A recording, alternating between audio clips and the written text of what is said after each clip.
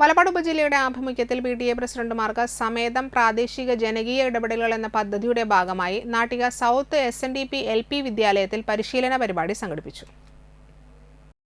Thalikkulam BRC block project coordinator TV Chithrakumar അധ്യക്ഷത വഹിച്ച യോഗം Thalikulam block panchayat president KC Prasad ഉദ്ഘാടനം ചെയ്തു.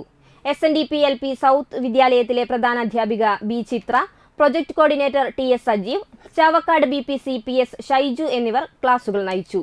PS Shaiju, TS Sajeev, Thalikulam BRC resource cluster coordinator KC Sreelakshmi എന്നിവർ സംസാരിച്ചു. ആ കലാലയത്തിനകത്ത് ബെഞ്ച് ഡെസ്ക് പോലും ഇല്ലാത്ത മരത്തിരുന്ന് പഠിച്ചിരുന്ന നമ്മുടെ പൂർവ്വ വിദ്യാർത്ഥികളായിട്ടുള്ള നമുക്ക് കാണാൻ കഴിയും നമ്മുടെ വിദ്യാഭ്യാസ സ്ഥാപനം.